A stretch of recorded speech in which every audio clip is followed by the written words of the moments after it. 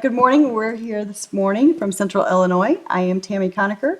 I've been an RN for the past 27 years, doing acute care settings, hospital settings most of my career.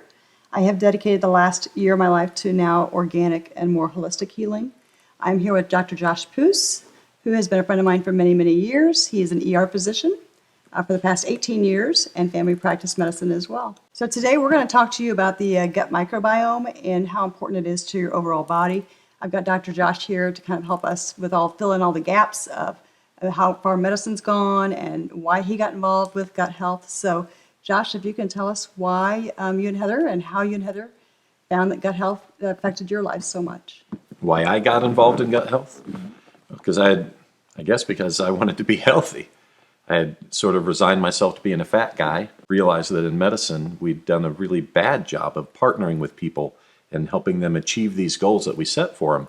And they're common sense goals: eat healthy, be healthy, lose weight, quit smoking, all those things that we tell people to do, but then see you later, go do it. And I think many times people leave our offices feeling judged instead of feeling empowered. And I know that certainly I didn't feel empowered to lose weight. If I, as a doctor, didn't feel like I could do it, how much is somebody else going to feel like they can? And it was really when Heather partnered with me and brought me some tools to work with that things turned around for me. I didn't realize how unhealthy I was until I started focusing on my gut and eliminating some things that I thought maybe were triggers to my gut health. So for me, eliminating some things and adding in some products too, we were just amazed at how when the gut's healthy, the whole body's healthy. You know, we would go to church and people say, "My gosh, your skin glows." Like, well, yeah, because my gut's healthy, so my skin, of course, will be healthy, and my hair grows because my skin's healthy, my body's healthy, my gut's healthy. So let's talk about a little bit about the microbiome. It's kind of on the cutting edge of medicine right now. They're researching more and finding more and more about how important that is to our overall health. So tell us a little bit about that. Sure. Well, the gut biome has been something that we've been aware of for decades, but there's a vast body of information to learn there. Well, there's a big historical perspective to consider, and I'm no anthropologist, so I can't tell you what cavemen ate. But just from the logical standpoint, it's pretty clear that we used to, as a species, eat much closer to the ground. Mm-hmm. We didn't eat processed things. We didn't eat things that had been modified, and our system was prepared to handle that, and that's what we were designed to use. The Industrial Revolution, the Agricultural Revolution, these things brought us new products and new approaches to eating that have changed our system to some degree, and we really aren't prepared for it. We eat foods that are loaded with antibiotics. Our vegetables are coated with waxes. There's preservatives. These things are designed to prevent the growth of germs, the microbiome in general, but specifically microbes that they want to eliminate or kill. And so if we're consuming things that are loaded with agents that are intended to kill microbes, and yet our guts are a cooperative system filled with bacteria that are there for purpose. They aid us in digesting. They aid us in accessing nutrients that we couldn't otherwise utilize. And so if we are killing off that biome with the preservatives and with the antibiotics and the things that are in our foods, our gut can't be healthy. Mm-hmm. We can't properly absorb. We can't properly process. One of the things I know that you and I and Heather have talked about is the fact that our cravings have changed even. You know, like the things that we used to consume that we thought we liked or we needed, our bodies, when they got healthy, no longer crave those things anymore. I know you and Heather had noticed that too. Yeah, I think that's maybe a slightly different topic or different reason for that. We've long been aware of the connection between satiety and habit. Mm-hmm. There's good evidence that someone who goes from drinking sugared drinks to drinking unsweetened drinks, that's not sugar. This includes Splenda or anything that sweetens it. If you go from sweetened to unsweetened, the average weight loss is 10 pounds. Wow. And I'm not sure that that's really about what you're consuming in that beverage. It's more, I think, about what you've trained your body to be satisfied with. So if you've trained yourself that you require that level of sweetness, mm-hmm. then you're going to get it. You're going to go and find it. You're not going to quit eating until you've achieved it. I think too, in America, we are at a disadvantage with that. There's so much hidden sugars added to our foods anymore. Sure. We have friends from Australia that say, we don't like your bread in America, it's too sweet. Most of us think our bread tastes fine. We don't even think about the fact that our bread is sweet. So we're ingesting sugars that we don't even realize. And the standard American diet that we have today now is actually high, like loaded with a lot of carbs, more carbs than we should be consuming a day. There are a lot of conditions that we suffer from that we think are advanced conditions or difficult to diagnose, when in fact it's probably a lot easier to find than that, and that is that good health starts with healthy living.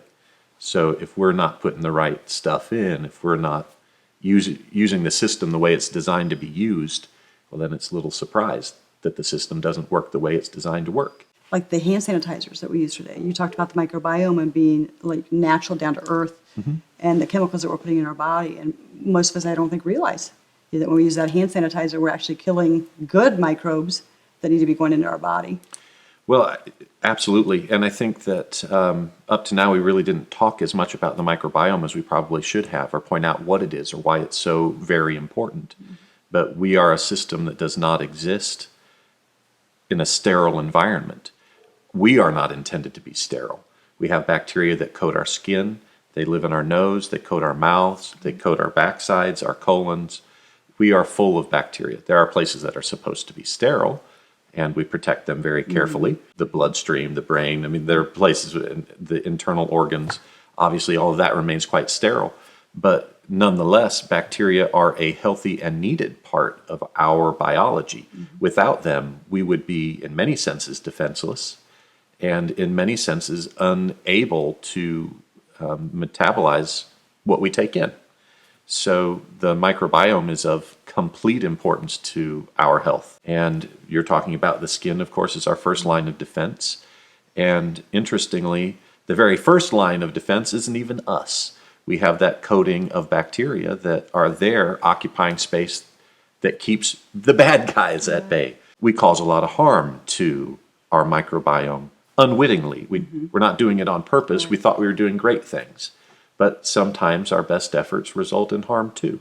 Which is why, in my practice, I can anecdotally say that I am aware that probiotics and prebiotics and the bioflavonoids all have a role for restoring a health to the gut. I know this because they did it for me. And that's how I lost my 60 pounds. I mean, for me too. I mean, I had very poor health. I was diagnosed with Lyme disease in 2009 and suffered for 9 years. And for me, we had done everything we could in medicine that we knew to do. I mean, I'd spent 27 years in the field, so there was nothing I could suggest myself either. You know, we had done everything that we could do, but I was still sick until I started to get my gut healthy.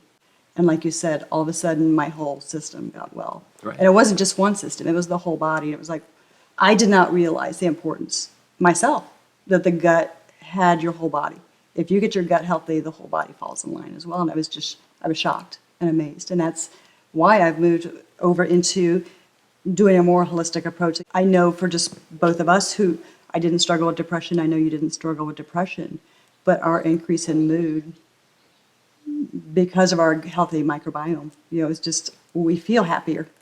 Well, I think my 4 kids agree. My family agrees. That skinny dad is much less of a grump. Also, you talked about your energy coming home from work now, and you have the energy, which has led into a new hobby for you and your wife, which has now become a business for you and your wife. That's true. So talk to us about that. Well, it comes right out of the same thing. I mean, we're worried about what we're putting in. So we realized we need to be worried about what we're putting on. Heather and I are making soap. We're using the cold process primarily, but where we're paying attention to what we're using and, you know, protect. And I had a lot of skin issues anyway, which got better when the gut health got better. But then I'm still, every time I walk out of the patient room, Right. I go in, I have to that's clean. what we have available I go to out, us. I have Right. to clean. Right. And these things are harsh. When I started using soaps that were, you know, not loaded with preservatives and not designed to kill everything, and not that soap doesn't work. I mean, it's not loaded with those preservatives and poisons, really. Right. And so this has been great for my skin. And I know it's been a fun thing for you guys to, it's what been started wonderful. out as just a fun little thing that we could Yeah. do as a family has now turned into a business. Well, yeah, because the first time we used it, and we were like, oh, this is what soap can feel like. Right. We got to make more, and so we were hooked, and so we've just been making soap for months now. We call ourselves Chicory Hills, but we have not yet. I mean, we're still very much in our infancy. Good for you. Exciting times for you guys.